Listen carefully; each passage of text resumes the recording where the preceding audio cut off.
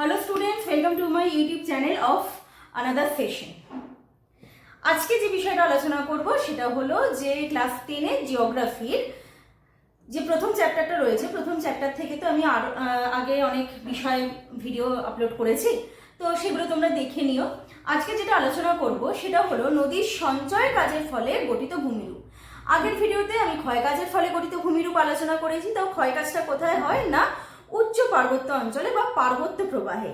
এখানে দেখো আমি লিখেছি যে নদীর মধ্যগতি ও নিম্ন গতিতে গঠিত ভূমিরূপ। তো সেটা কি ধরনের ভূমিরূপ? সেটা কিন্তু অবশ্যই সঞ্চয়জাত ভূমিরূপ, কারণ মধ্যগতি মানে নদীর সমভূমি প্রবাহ,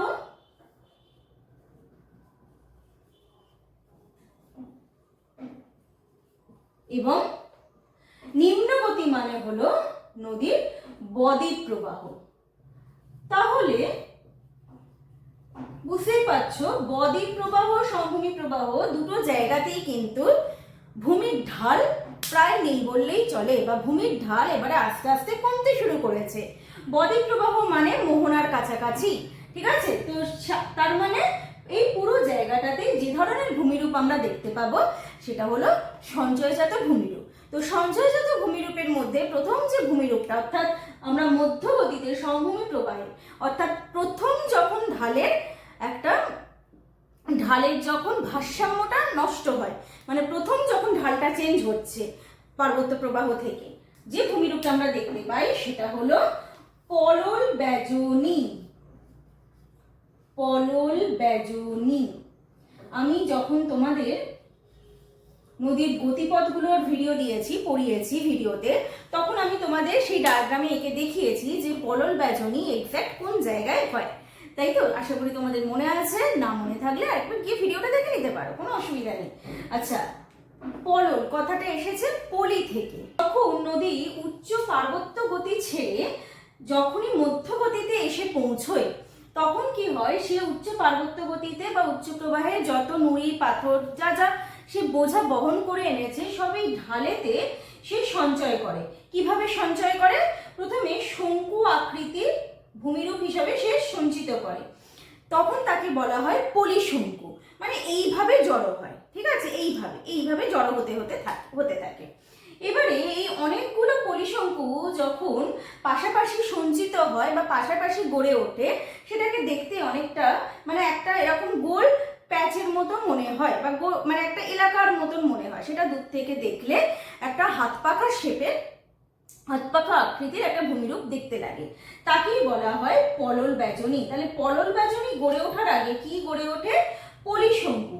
আগে পলিশঙ্কু হবে, তারপরে কিন্তু পলল বেজনী হবে।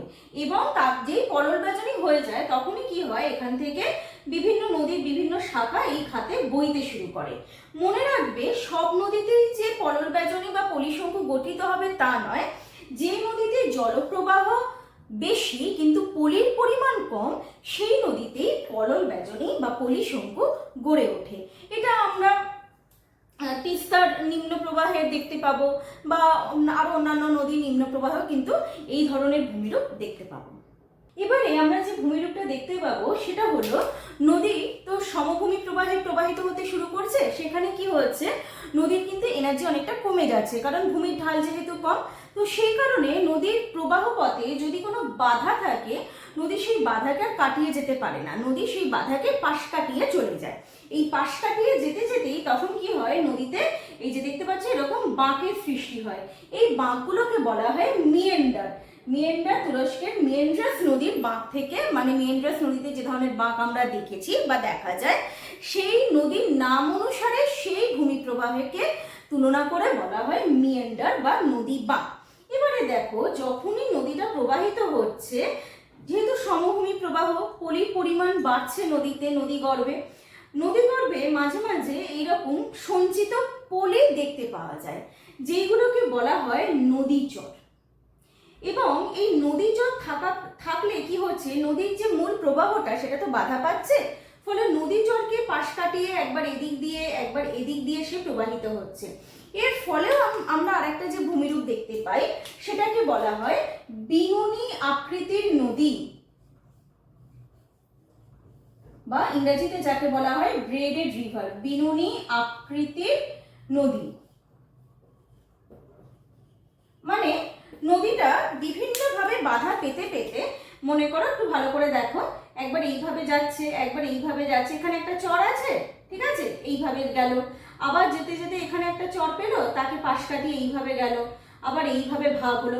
মানে অনেকগুলো চরের জন্য বা বাধার জন্য ওই একই মূল জলস্রোতের মধ্যে যদি অনেকগুলো শাখায় বিভক্ত হয়ে যায়, ঠিক আছে, মানে একই মূল স্রোতে যদি অনেক রকম ভাবে সে এদিক ওদিক করে নদীটা যায়, দূর থেকে দেখলে তাকে বিনুনির মতো মনে হয়।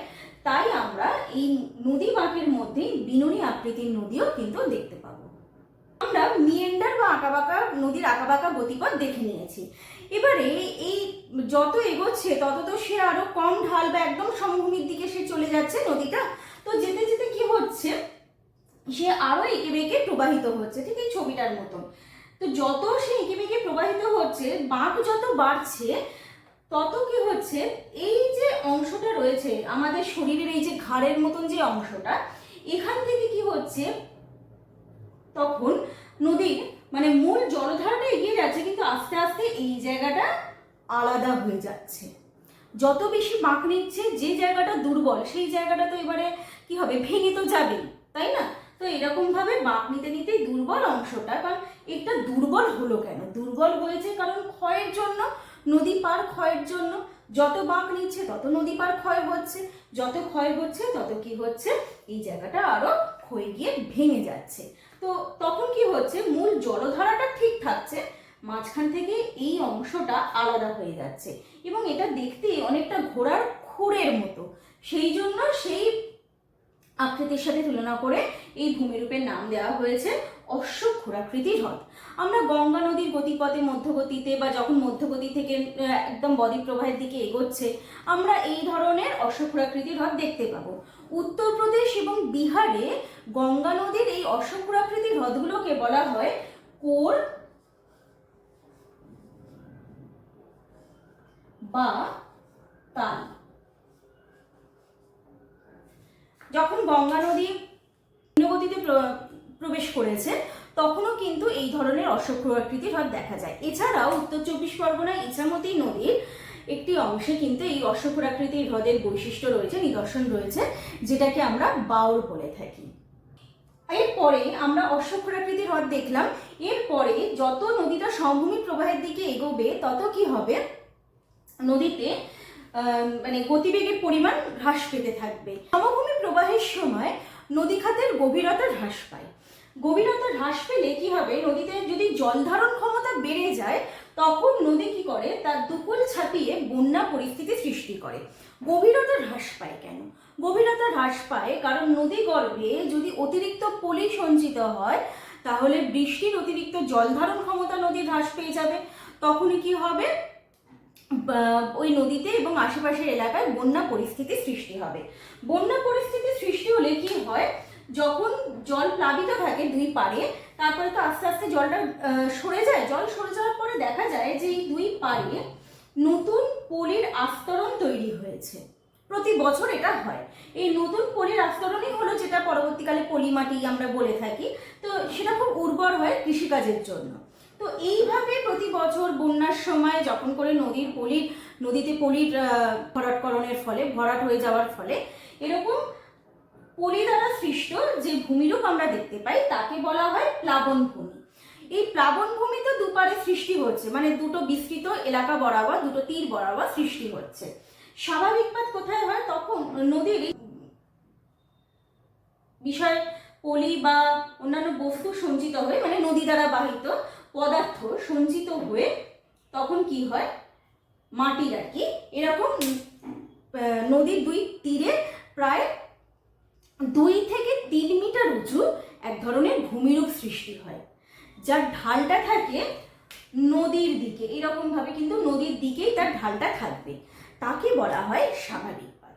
সুতরাং আমরা যদি কোথাও দেখি যে প্লাবনভূমি রয়েছে, নদীতে প্লাবনভূমি হয়েছে বা রয়েছে নদীর আশেপাশে, তাহলে আমরা এটাও নিশ্চিত হব যে সেই নদীতে স্বাভাবিক বাঁধও রয়েছে।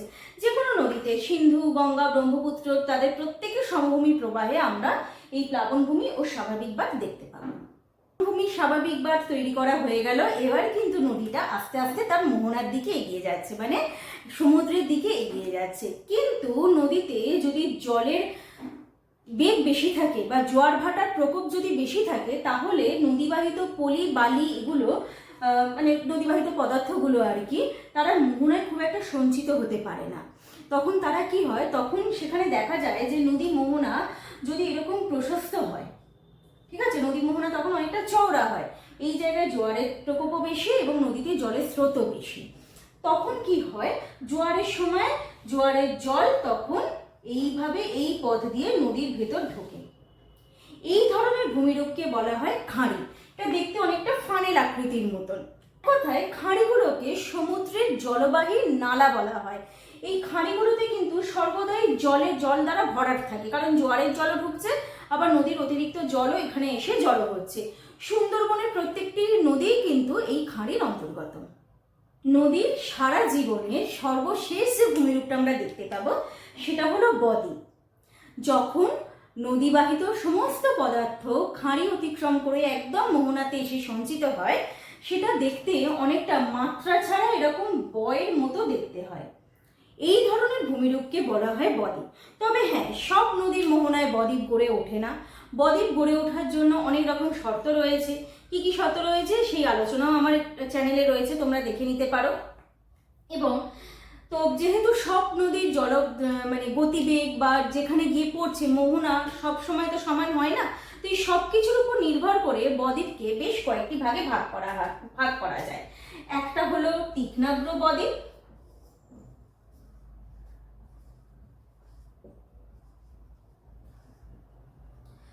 অপরটি হলো ধনুকাকার বদ্বীপ, মানে ধনুকের মতো দেখতে, এবং 3 নম্বরটি হলো পাখির পায়ের ন্যায় বদ্বীপ, দেখতে অনেকটা পাখির পায়ের মতো হয়। তীক্ষ্ণাগ্র বদ্বীপ আমরা কখন দেখব? তীক্ষ্ণাগ্র মানে যে বদ্বীপটা তৈরি হয়েছে সেটা না এরকম খাঁচকাটা হবে।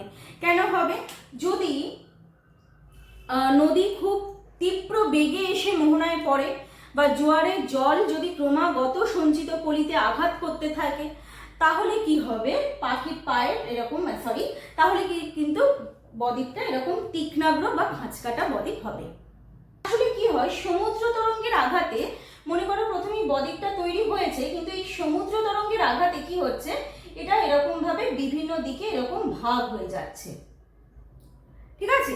সুবর্ণরেখার বদ্বীপ কিন্তু এরকম একটি তীক্ষ্ণাগ্র বদ্বীপের উদাহরণ। ধনুকাকার বদ্বীপ কখন হয়? প্রধান নদী, এই একটা প্রধান নদী এবং এই শাখা নদী যেগুলো বেরিয়েছে আর কি সমভূমি প্রবাহে, এই প্রধান নদী এবং শাখা নদী বাহিত পলি যখন সঞ্চিত হয় তখন, মানে মোহনাতে, তখন এরকম ধনুকের ন্যায় বদ্বীপ সৃষ্টি হয়। সেটা আমরা মহানদী, গঙ্গা, ব্রহ্মপুত্র প্রত্যেকটা নদীতেই আমরা, হোয়াংহো এই ধরনের নদীগুলোতে ধনুকাকার বদ্বীপ দেখতে পাবো। এবং সবশেষ যেটা রয়েছে সেটা হলো পাখির পায়ের ন্যায় বদ্বীপ। মনে করো যে অলরেডি এখানে বদ্বীপ হয়তো তৈরি হয়ে আছে, কিন্তু এখানে যে মূল নদী তো এসে পড়েছে, আবার এখান থেকেও ধরো আরো অনেক নদী শাখা নদীর মতো সৃষ্টি হলো, তখন তারাই কি করে, এই বদ্বীপটাকে এরকম ভাবে, ঠিক এইরকম ভাবে পাখির পায়ের আকারে গঠন করে। এইভাবে পাখির পায়ের ন্যায় বদ্বীপ সৃষ্টি হয়। তাহলে স্টুডেন্টস, আমার এই সেশনে নদী দ্বারা সঞ্চয়জাত ভূমিরূপ এবং বদ্বীপ কিভাবে সৃষ্টি হয় বা বদ্বীপের শ্রেণীবিভাগ, এগুলো আমি আলোচনা করে দিলাম। বদ্বীপ গঠন অনুকূল পরিবেশ, সেটা লিঙ্ক আমি এই ভিডিও ডেসক্রিপশন বক্সে দিয়ে দেবো, তোমরা দেখে নিও।